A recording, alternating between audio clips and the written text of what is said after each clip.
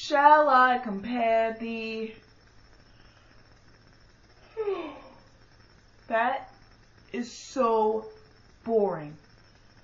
I wish I had a poet that can make me happy to learn about poetry, that can inspire me.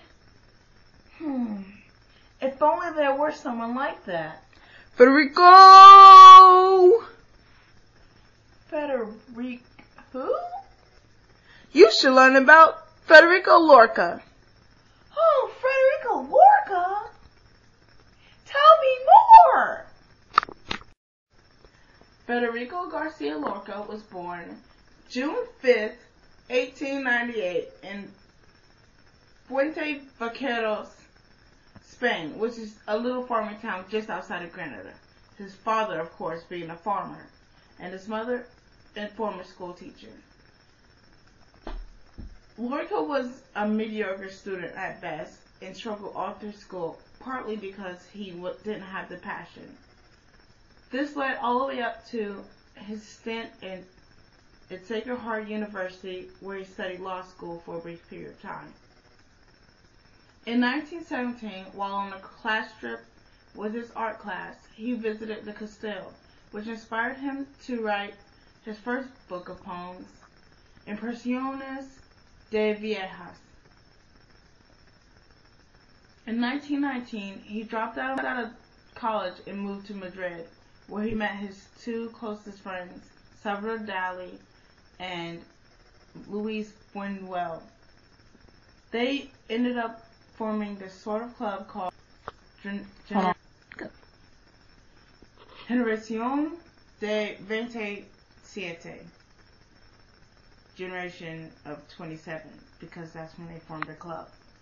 Now, Salvador Dali and Lorca were famed to have a very forbidden romance. However, Dali did, in the end, reject Lorca. In 1929, Lorca moved to New York, where he was inspired by Harlem and African American spirituals, which he said reminded him of the deep songs of Spain. Because of this experience, he wrote Poeta en Nueva York, Poet in New York. However, a year later, he moved back to his home country amidst the civil unrest. Through the civil unrest, the Franco government began to keep their eye on him as he made them mad with his liberal views. In 1936, Franco soldiers arrested Garcia in August, either on the 18th or 19th, it hasn't been confirmed. They took him out under the ruse that he was going to see his dead brother-in-law's grave, where they tortured, shot, and killed him. One of his executioners, Juan Luis Tres Castro, was heard boasting that he fired two for good measure into his arch for being a queer. This showed that the motive for his death was not only because his liberal views and his policy against politics, but also because he was a homosexual. Now, Lorca was known far more for his poetry than for his very scandalous and short life. Lorca has written numerous poems, and only one has featured very overt homosexual themes, even though he was homosexual. But his family denies that to this day. He is mainly inspired by gypsy culture, Adalorian flamenco, and deep songs of Spain. In this video, I will choose to analyze several of his poems, including Adam, Ode to Walt Whitman, which is a very controversial one, and Sonnet of Sweet Complaint. Can I pause it?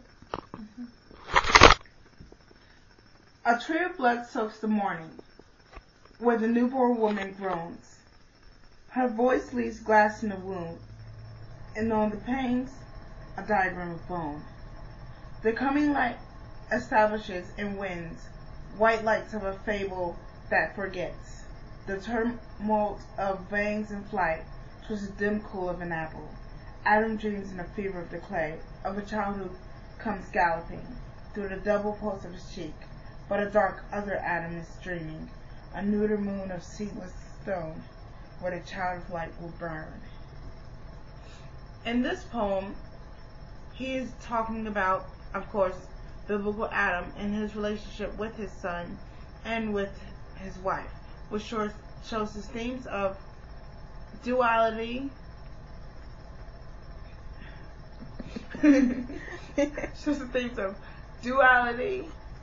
guardedness, and frustrated or forbidden love. This is shown through many of the things he says about the child or the mother. Her voice leaves glass in the wound, and on the panes a diagram of bone. Now this alludes to the rib that is supposedly given to Eve from Adam. Her voice leaves glass in the wound. It sounds like she has a shrieking or shredding voice that obviously Adam cannot stand. And there are allusions to a white and dark Adam. These different Adams show a side of duality that he feels in all men. But a dark other Adam is dreaming, a neuter moon of seedless stone. Now seedless as childless, as in he wishes he had never had his child too, which can be interpreted as childless. And stone can mean hard, manly, or phallic, as you know, he seems to have this thing with very strict men. In this poem, it is talking about Adam not wanting his son, and this makes me wonder if maybe these feelings were foisted upon Adam because he is, in fact, homosexual in this poem. But maybe that's just reading too much into things.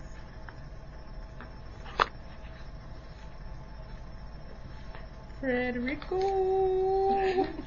You're losing. An ode to Walt Whitman, which is very long, so I will not read this to you.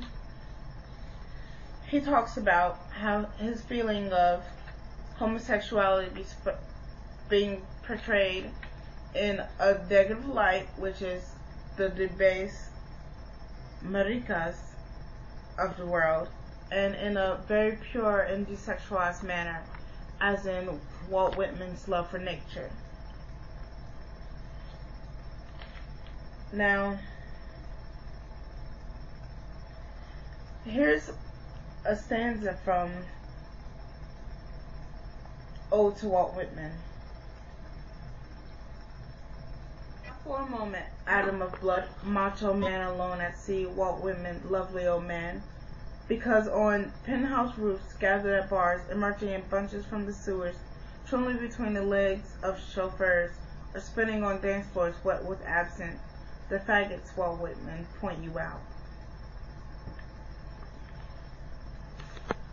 This shows, of course, how he feels about Walt Whitman being an idolized man, an idolized homosexual, as it is thought, while the debased homosexuals around the world who take that term and make it into something that is more sex frenzy are viewed in his life. Now, not all of it is about how much he hates homosexuality, because in truth, he doesn't hate homosexuality. Another stanza shows how he feels about homosexuality and sexuality all in all. That's why I don't raise my voice, old Walt Whitman, against a little boy who writes the name of a girl on his pillow, nor against the boy who dresses as the bride in the darkness of the wardrobe, nor against the solitary men in casinos who drink prostitution's water with revulsion, nor against the men with that green look in their eyes who love other men and burn their lips in silence. But yes, against you, urban faggots, tumescent flesh and unclean thoughts, mothers of mud, harpies, sleepless enemies of the love that bestows crowns of joy. In this poem, he's saying that he is not against homosexuality at all, but in fact against the sexuality which permits love not to grow. In this, he's saying you can be who you want to be, whether you are the boy who dresses up as a bride, or the boy who writes the name of a girl on his pillow. Throughout this poem, Lorca uses a lot of imagery to show how he feels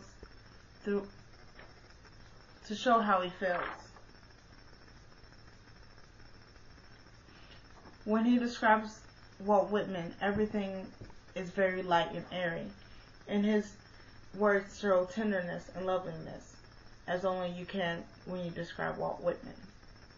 And you, lovely Walt Whitman, stay asleep on the Hudson's bank, with your beard towards the pole, open-handed.